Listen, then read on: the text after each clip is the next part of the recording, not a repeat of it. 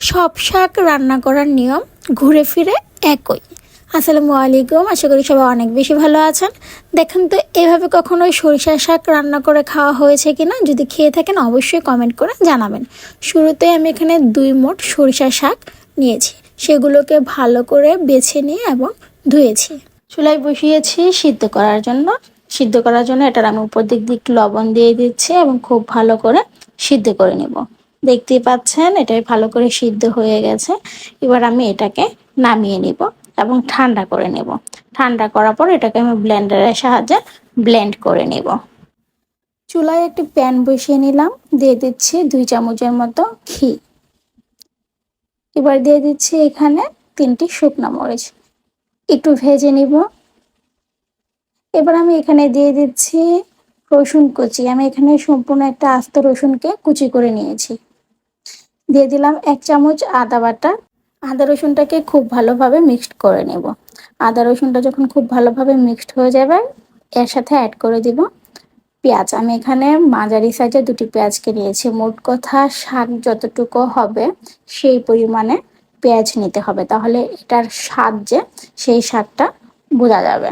এবার আদা রসুন পেঁয়াজটাকে খুব ভালোভাবে কষিয়ে নিচ্ছি। কালারটা যখন চেঞ্জ হতে শুরু করবে তখন আমি এর সাথে অ্যাড করে দিব একটি টমেটোকে আমি পেস্ট করে নিয়েছি সেটা। এবার এই 3টাকে খুব ভালোভাবে মিক্সড করে নিব এবং একটু রান্না করে নেব। এবার আমি এখানে অ্যাড করে দিব লবণ। ভালোভাবে মিশিয়ে নিচ্ছি, অ্যাড করে দিচ্ছি 1 চামচ মরিচ গুঁড়ো।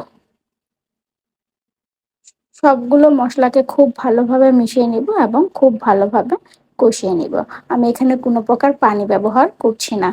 এবার আগে থেকে যে ব্লেন্ড করে রাখা সম্পূর্ণ শাকটাকে আমি এখানে দিয়ে দিব এবং খুব ভালোভাবে মিক্সড করে নেব।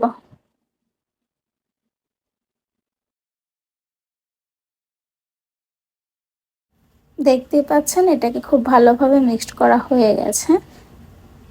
সরিষার শাক কিন্তু খেতে একটু তিতা লাগে। এবার এখানে অ্যাড করে দিচ্ছি 2 চামচ আটা কিংবা ময়দা। আপনারা চাইলে আটা ময়দা যে কোনোটাই ব্যবহার করতে পারেন। আটা কিংবা ময়দা দিলে শাকটার যে তিতে একটা ভাব আছে সেটা চলে যাবে। এটাকে খুব ভালোভাবে মিক্সড করে নিচ্ছি। এবার এখানে অ্যাড করে দিচ্ছি 1 চামচের মতো গরম মশলা গুঁড়ো। এই তো হয়ে গেল সর্ষে শাক। আপনারা কে কে আগে এভাবে ট্রাই করেছেন অবশ্যই কিন্তু কমেন্ট করে জানাবেন। যদিও এটি একটি পাকিস্তানি রান্না, তারপর এটা খেতে অসাধারণ হয়েছে। আপনারা বাসায় অবশ্যই ট্রাই করবেন। আপনারা যদি এভাবে শাক রান্না করেন অবশ্যই কমেন্ট করে জানাবেন। সেই সাথে যদি এই ভিডিও দেখে কেউ ট্রাই করে থাকেন কমেন্ট করে কিন্তু জানাবেন। ভিডিওটি ভালো লাগলে লাইক কমেন্ট শেয়ার, সেই সাথে আমার চ্যানেলটি সাবস্ক্রাইব করে দেবেন। আপনারা যদি আমার ভিডিওটি আমার পেজ থেকে দেখে থাকেন অবশ্যই পেজে একটি লাইক কমেন্ট শেয়ার, সেই সাথে আমার পেজে একটি ফলো দিয়ে দিবেন। সবাই অনেক বেশি ভালো থাকবেন।